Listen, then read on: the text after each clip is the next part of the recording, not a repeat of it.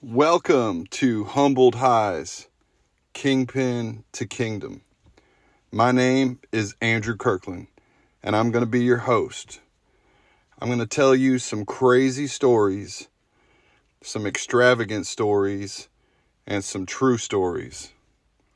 These stories are going to start with how I became a kingpin drug dealer. And I'm going to tell you all kinds of stories about my life, about my experiences. Hopefully, I'm going to entertain you, maybe leave your jaw dropped, and maybe leave you asking yourself, was that true? Well, yeah, it's 100% true. I'm also leaving these messages as an anthology about my life. That way, hey, you never know. You might die tomorrow. You might die today. And I want to have a voice to leave behind for those that I love. Hey, I just became a grandfather just a few months ago, and that baby, I want to leave a voice recording for her forever. So here we go. This first story is titled, How I Became a Drug Dealer. Now, how can I tell you this story? Well, I'm way past what they call the statute of limitations. Right? For the crimes that I committed, I had to wait at least 5 years before I could ever give a testimony or talk to any haters about it. Because you know how people are sometimes. You tell them crazy stories about how I made all this money, and then they go snitch, right? So I have to wait. And I've been removed from the game for over 10 years now. So the reason why I became a drug dealer, well, I got tired of playing the game. You know, it's hard to get drugs as a drug user. The worst people in the world are drug dealers, because when you try to get your drugs, they either don't answer the phone and they'll call you back 2-3 hours later. You know what I'm saying? Or when you get a hold of them, they'll be like, hey, man, I'm waiting. Man, how come you can't be a good businessman? You know, how can I expect a drug dealer to be a good businessman? Well, I went to business school for a brief period of time, and I learned a lot about business. And also with my experience of being a drug user in the past, and let me clarify, I'm no longer a drug user. I'm crystal clear, I'm clean, I'm clear-headed. And we'll talk later about in other episodes about my drug past, okay? Because I want you to know. Because I've got nothing to hide. I'm as transparent as Windex glass. So I have this business knowledge, and I've got the experience of being a drug user. And I said to myself, man, I can do this way better. But how do you get even started, right? Well, I knew this old dude named Larry, this old head in Nashville. That's where I'm from. That's where I live, in the Nashville area. And Larry had this downstairs basement in East Nashville. And I met him through his nephew. And his nephew took me over there. And that's where we got our pot from. When I speak about drugs, what I'm talking about now is pot, marijuana, right? And I had smoked marijuana since age 16. So this was probably in my late 20s that I met this guy, Larry. Larry and I, we were real cool. He was a cool old head, and I would hang out in his basement, and we would drink beers, and we would smoke, and all the other young guys, like Larry's nephew, they wouldn't hang out. You know, they wouldn't want to stay. They just want to cop their drugs and go peace out. And I actually liked Larry. Larry had intelligent conversation, and it's hard to find that with my peers at the time. So I would stay. I would hang out with Larry, and I would talk with him. And I was figuring out, okay, how does Larry get his pot? And I figured out Larry got it from another guy, and I'll leave his name out of the business. But he would get it from this other guy. And this other guy, he had money and he had access. And this crazy, weird guy, he came over one day. This guy pretty much looked like a homeless dude. His hair was all disheveled. He smelled like garlic. He'd wear a collar shirt, but it'd never be collared down. You know, it looked like he had two different kind of shoes on, two different kind of socks. And this dude, he always seemed to have it. He'd come in this little tiny car, beat up, rusty car with full of garbage in the back.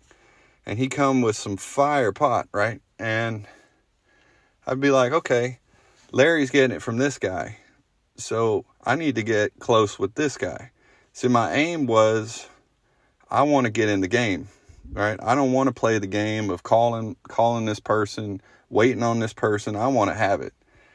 And for most drug users, all they're interested in, if they want to get a leg up and be like a small-time drug dealer, well, their aim is to smoke their drugs or use their drugs for free. So get just enough, that way you can sell it to somebody else. And then make enough profit to where you don't have to pay for what you're using. So that was what I wanted to do, was sell enough to my friends. That way I didn't have to pay for what I was smoking. All right. So I'm trying to get close to this weird guy, and we're all sitting down in the basement drinking beers, and we've done this a few times. And, you know, I'm a pretty good talker. And as you'll come to notice throughout this podcast, one of my gifts is the gift of influence. And influence is like a coin. On one side is influence, on the other side is manipulation. And so I found an opportunity getting close to these two guys that I could manipulate the situation. And not to say I was more intelligent than they were, but a good manipulator, you never see him coming, right? And so I came up with this idea that the three of us would get together and start growing marijuana. All right, so the rich dude, let's call him P. That's what we'll call him. P. He had multiple real estate houses. And Larry, he had this idea. He wanted to start growing it. And I said, okay. I said, I can be the labor dude. And I said, P, can you provide a house? And he said, yes, I got a double wide trailer out there in Ashland City, and we can make this work. And so Larry started to grow. He bought these really good seeds, and you can get these wherever. You can get them online. And Larry bought all this equipment to grow in his basement. And so this is what we did. You know, we bought more equipment to take it from the little tiny plants to the big plants, right? So Larry started growing them, and that's a 3-month process. You got to grow from the seed to the germination and the vegetation stage. And that takes 3 months. So in that period of time, we took this double wide trailer, and it was in a beautiful area, real secluded, off the kind of the map, and just so happened to be in a above it was an airport zone. So you couldn't have police helicopters flying over it because it's in the flight path, right? So we set up in this whole house 2 rooms. One room was to take these plants from vegetation, where Larry would transport these little plants over, and then another room would to take them all the way to flower, right? That's where the plants are as tall as a basketball player, and or hopefully so. And man, we did this for like three different crops, right? And by federal law, and I guess state law, we knew that we couldn't have more than 99 plants. That would create a certain amount of criminal prosecution. Anything over 99, you're in a different league. So it was 99 plants we had growing, and then we would we would cut these plants down when they would get full buds growing. The buds are the flowers of the marijuana plant. And then we would put them in the bedroom closet and dry them out. And, well, needless to say, it didn't make a lot of money. Growing marijuana, it's a tough job. It's a lot of labor. And then trying to split that profit among 3 dudes, it wasn't worth all the risk. And at the end of, I think, the 3rd, maybe the 4th crop, man, I'm driving as I was every day to this house to do the watering, to do the maintenance, and do all the work. And Larry's girlfriend called me and said, "You need to burn all the plants. The cops are at our house." And I was like, oh, snap. So imagine me, I'm pulling all these, 5-6 foot tall plants out to the backyard, and I'm trying to burn wet plants. And I had some gasoline there. And you ever try to burn wet wood? It don't burn very well, bro. Don't burn. I was out there, just sweating bullets with my shirt off, and I had to go to the gas station, get another 5 gallons of gas. In the meantime, I'm thinking, Metro Davidson police are going to just swarm this place. I'm thinking like they've been monitoring us. Well, it didn't really happen like that. I just ended up getting like a gasoline rash all over me from trying to burn all these plants up. Nobody came over to that house, the grow house. Nobody did. Turns out Larry had sold to some guy in East Nashville, some guy just walking on the street, brought him down into the basement. And, because Larry wanted approval and acceptance for people, I guess, ended up getting himself busted. That guy who came down to the basement, this guy walking down the street, ended up getting busted and said, "I just got it from this guy down here." And they busted in on him. Well, so this project was over with. The grow house project was over with. And Larry and I, we disconnected. But I had made enough connection with this dude, P, that I said, okay. And this is about the time, okay, so California is going wide open with recreational marijuana. Anybody can go in, 18 and up and buy it. Colorado had just started this. They weren't completely legal recreation, but they were legal enough to where it opened up this market. And me, I got manipulation skills, and I just went in. I told P, I said, "Hey, I think the way to make profit is to actually go get it from California and from Colorado." And he's like, "Yeah, I think that is, because I guess whatever P was doing was buying in bulk in Tennessee and then reselling it, which doesn't create a whole lot of profit margin. You need to get it from the source to get the profit." I hope I'm not teaching you how to be a drug dealer. I might be. I don't know. But that's not my intention. This is my story of how I became a drug dealer. All right. Anyway, so P, he's got the money. I've got nothing. I've just got intentions. I don't know how I really convinced him, but P starts driving out to California on a 2 times a month, going to get 5 pounds or something like that. And he'd come back with some squirrely looking stuff. Not something super fire, but, it worked. And in the meantime, CP was also like a mid-range drug dealer. So he's off driving to California, and he's like, "Hey, will you take care of my customers while I'm gone?" I'm like, "Sure, no problem." In the meantime, I've already met my goals of getting my smoke for free, but now I'm exceeding it. And I've got people skills, and I've got the ability to talk to people and communicate well.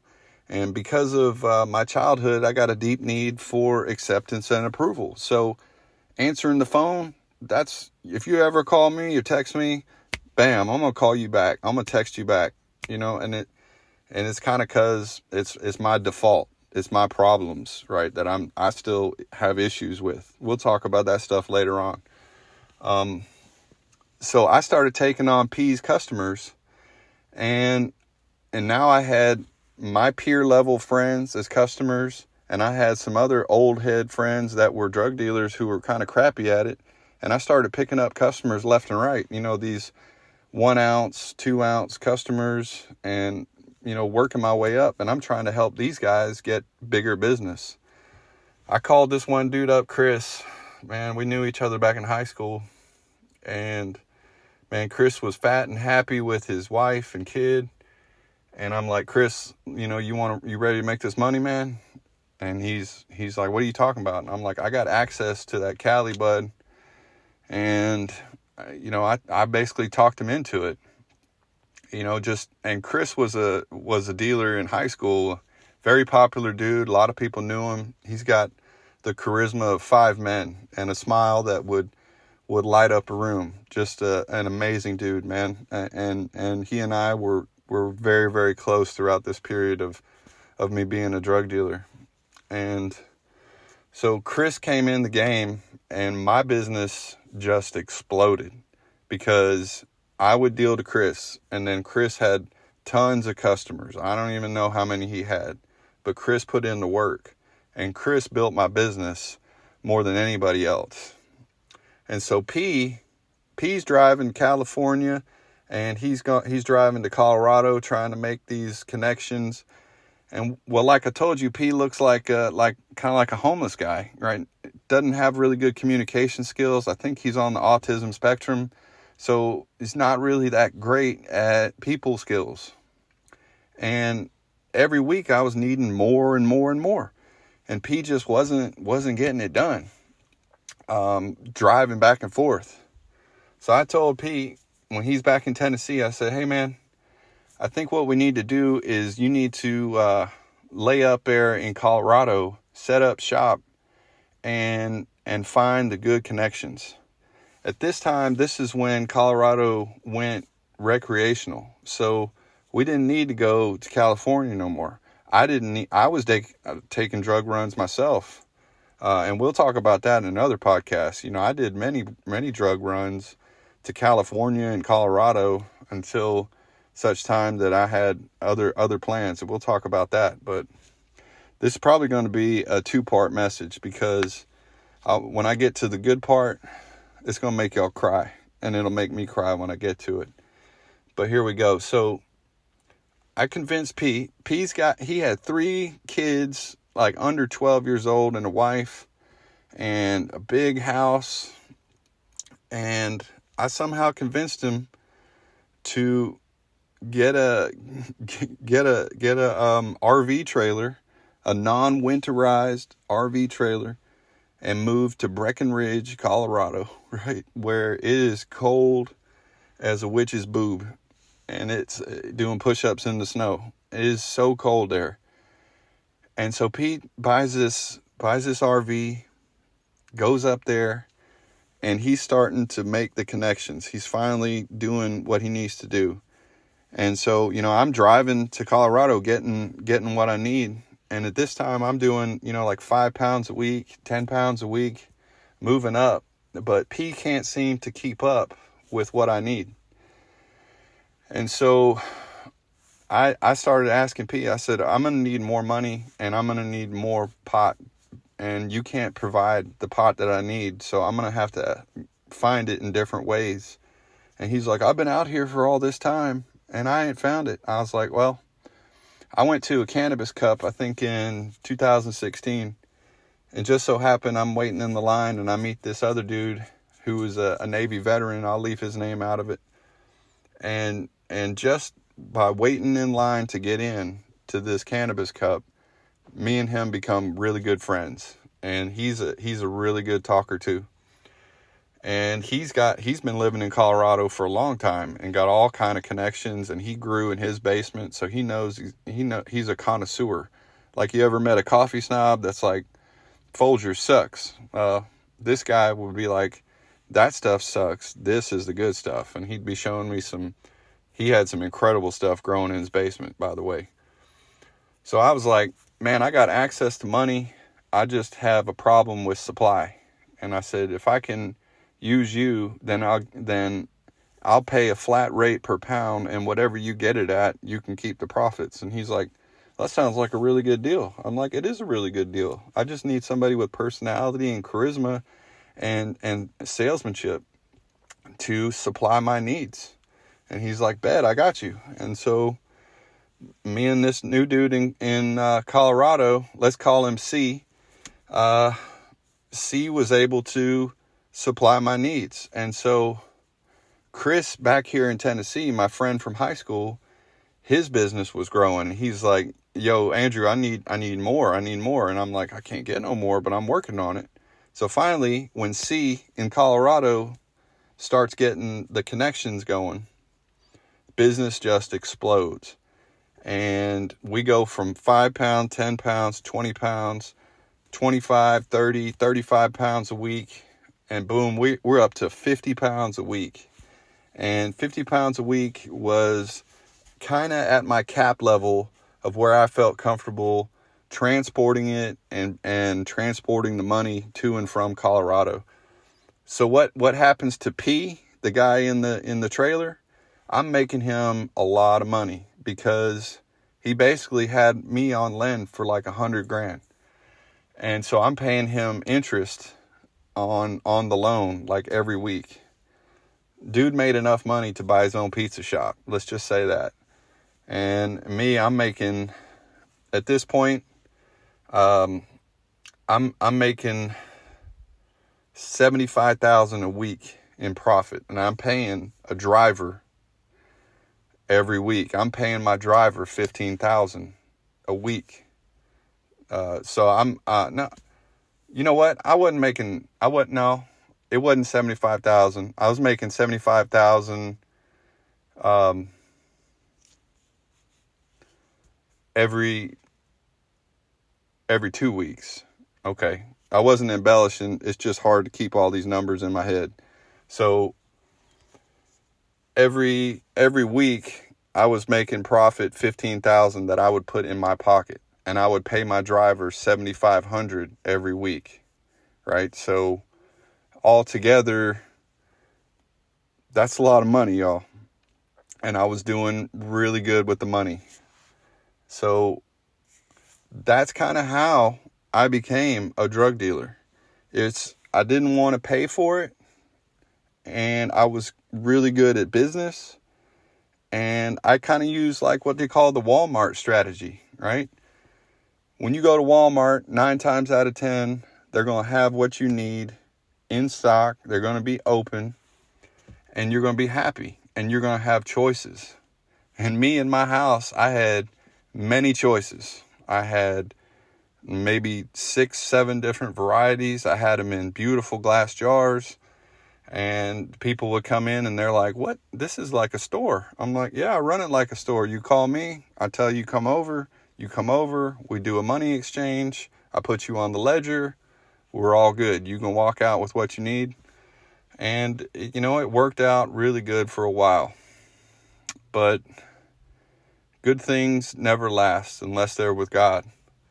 And I'll tell you, having $15,000 profit in your pocket every single week, you think like, oh man, he must have had the life. Well, that kind of lifestyle is fun. And I did it for 4 or 5 years, making it to that level. And I tell you, contentment is it's a funny word. It's something that most people, they think that things will make them happy. They think that they're always waiting for the next thing. I'll be happy when I get that Corvette. I'll be happy when I get that house. I'll be happy when I get that beautiful girl, or when I get that dream job. And then when you get to that point, and I hope you know what I'm talking about, I'll be happy when I get them Jordan 11 breads. And then you get them, and then that happiness lasts for only a certain amount of time. Now imagine if you could have anything you want, go anywhere you want, sleep with anybody you want, spend any amount of money at the mall, go to any restaurant, have people pulling out chairs for you, and you're at the top of the ladder, right? You're not giving no answers to nobody. Everybody answers to you. And you think, oh man, I made it. But I tell you what, everybody, every celebrity, every wealthy person will tell you when they reached where they thought they were going to be, they said that's not where happiness is. That's not where contentment is. Where does contentment come from? It comes from the heart. It comes from being at peace. It comes from a relationship to the Creator, God, Yahweh. And I got to the end of myself. I went all materialism. I went all hedonism. Hedonism is a seek for pleasure, right? And happiness has a cost. And I could afford to be happy, but I'll tell you what, all the money in the world won't make you happy. It's a pathway. It provides you an ease of life. I'm not saying there's nothing wrong with money, but what I'm saying is if you're dependent upon money and materialism and girls and trips to make you happy, there is an end to it. And I saw the end of it. I got to this place where I could not be happy anymore. No matter what I did, no matter what trip I went on, St. Thomas, went, California, Colorado, Washington, Florida, wherever, I'm still bringing the same me everywhere I went. So how did I get out of it? How I'm at the top of the ladder. And so how do you get out of that? It's really hard when a lot of people are making money off you. And by the way, I still owed P in Colorado. I was spending money just as fast as I made it, just to keep my happiness going. I mean, literally, y'all, I would go to the mall and just spend and spend and spend and spend and spend. I would go to the strip clubs and just blow $5,000 in a night, just to ball out, just to make haters hate me. I would just love to do that. So the second part of the story is I'm going to tell you how I got out of it. How, when I reached the end of myself, how did I get from the top of the ladder back down to humbling myself? From being on high to humbling myself. That's going to be in part 2 of how I became a kingpin. I hope you like this episode. And boy, I got 100 stories of crazy stories to tell you guys. So give me some feedback. Holler at you next time.